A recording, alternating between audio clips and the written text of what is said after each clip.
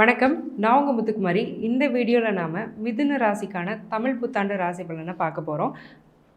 அதுக்கு முன்னாடி நம்ம சேனலை நீங்கள் இப்போ தான் ஃபர்ஸ்ட் டைம் பார்க்குறீங்க அப்படின்னா சப்ஸ்கிரைப் பண்ணிக்கோங்க, பெல் ஐக்கனை ப்ரெஸ் பண்ணிக்கோங்க. அதில் ஆல்னு ஒரு ஆப்ஷன் இருக்கும், அதை மறக்காமல் கொடுத்துக்கோங்க. ஸோ தட் நம்ம சேனலில் போடக்கூடிய வீடியோஸ் எல்லாமே உங்களுக்கு ப்ராப்பராக நோட்டிஃபை ஆகிடும். சோபக்கிருது வருடம் முடிஞ்சு குரோதி வருடத்துக்குள்ளே நம்ம அடியெடுத்து வைக்க போகிறோம். April 14th English date, Tamil சித்திரை 1. இந்த வருஷத்துக்கான தொடர்ந்து ஒரு வருஷத்தோட பலன் என்ன அப்படிங்கிறத தான் நம்ம டீட்டெயிலாக பார்த்துட்ருக்கோம்.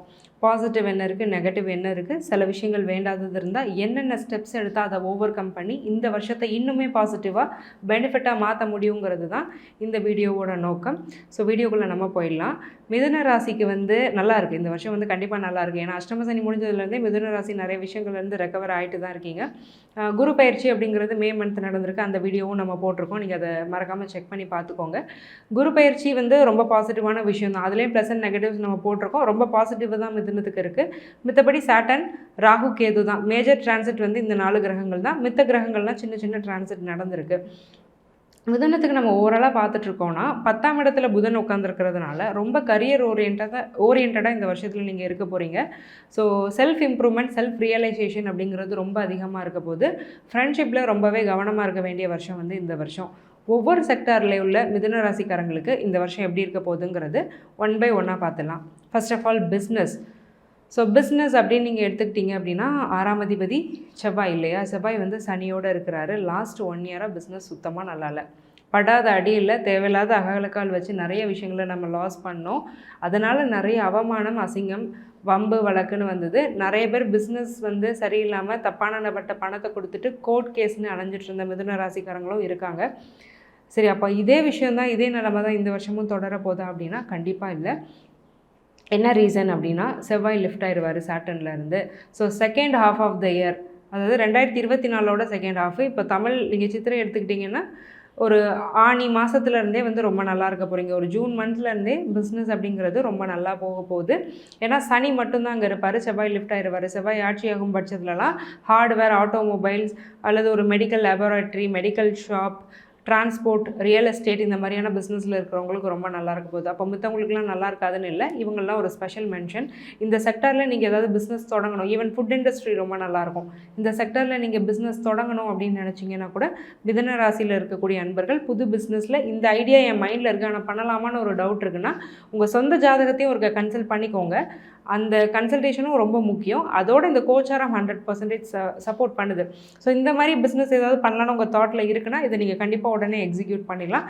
வேறு புது பிஸ்னஸும் நீங்கள் பண்ணலாம், அதில் எந்த தப்புமே இல்லை. ஏன்னா பிஸ்னஸ்க்கு இவ்வளோ நாள் பட்ட அடி இதுக்கு மேலே மிதுனத்தில் இல்லை.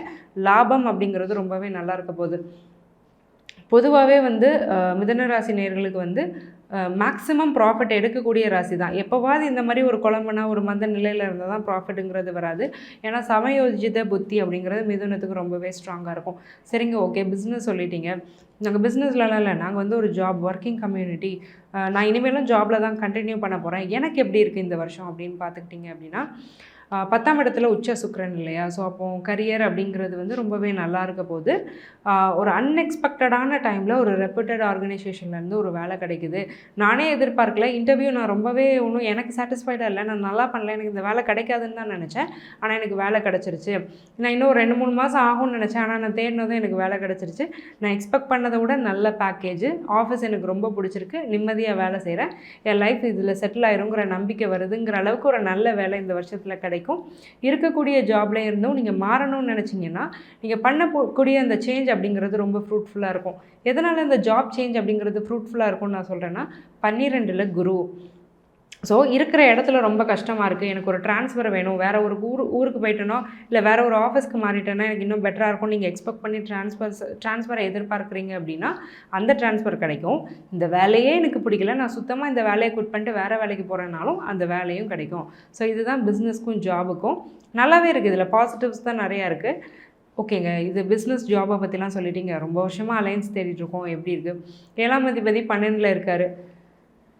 அதாவது மேட்ரிமோனிக்கே நிறைய பணம் நான் ஸ்பெண்ட் பண்ணிட்டு இருக்கேங்கிறது தான் நிலமை. ஏன்னா 7ஆம் அதிபதி 12ல் இருக்கும்போது திருமணம் சம்மந்தப்பட்ட விரயத்தை கொடுப்பாரு. குடும்பஸ்தானம் ஸ்ட்ராங்காக இருக்கும் பட்சத்தில் அப்போ 7ஆம் இடத்துக்கு குரு பார்வை இல்லை அப்படின்னாலுமே திருமணம் நடக்கும். அப்போ இந்த மாதிரி எக்ஸம்ஷனல் கேசஸ் எப்போ அப்படின்னா 7ஆம் அதிபதி 12ல் இருக்கிறன்னா திருமணம் மூலமாக விரயம் அப்படிங்கிறது பாசிபிள். மேட்ரிமோனிக்கு ஸ்பெண்ட் பண்ணுவீங்க, கல்யாணத்துக்கு செலவு பண்ண போகிறீங்க. குடும்பஸ்தானம் ஸ்ட்ராங்காக இருக்கும்போது குடும்பம் அமைய போகுது. அப்போ மிதுன ராசிக்காரங்களுக்கு 100க்கு 100% திருமணம் நடக்கக்கூடிய ஒரு பிராப்தம் அப்படிங்கிறத இந்த வருஷம் கொடுக்குது.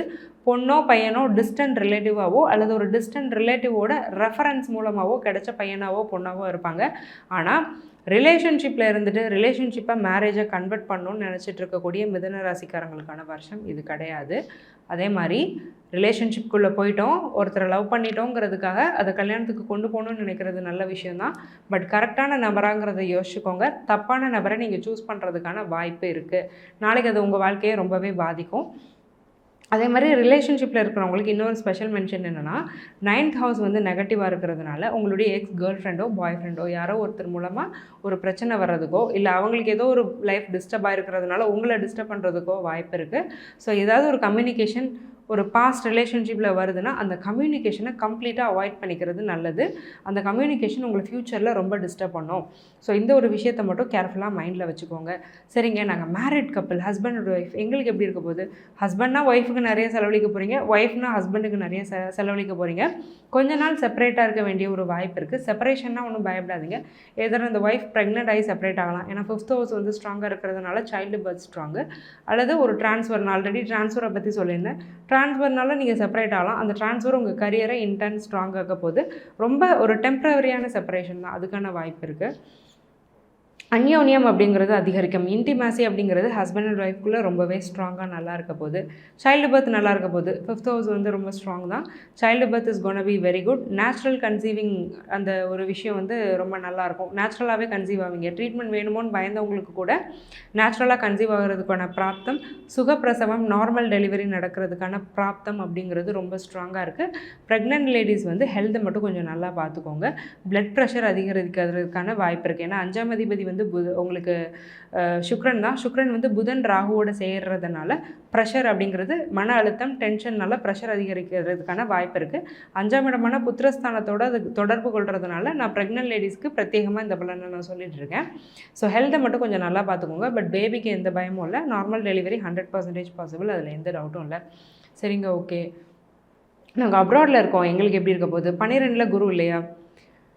சூப்பராக இருக்க போகுது. அப்ராடில் இருக்கிறவங்களுக்கு வந்து எல்லாமே பாசிட்டிவாக தான் நடக்க போகுது. நிறைய பேர் அப்ராட் போகணுன்னு நினச்சிங்கன்னா போவீங்க. அதே மாதிரி என்ட்ரன்ஸ் எக்ஸாம் எழுதிட்டு ரிசல்ட்டுக்காக வெயிட் பண்ணிகிட்டு இருக்கிறவங்களுக்கு அந்த என்ட்ரன்ஸ் எக்ஸாமுடைய ரிசல்ட் வந்து ரொம்ப பாசிட்டிவாக இருக்கும்.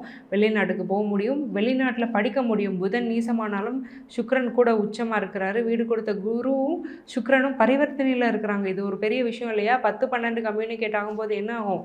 வேலை மூலமாக வெளிநாட்டுக்கு போகிறதுக்கான பிராப்தம் கிடைக்கும்.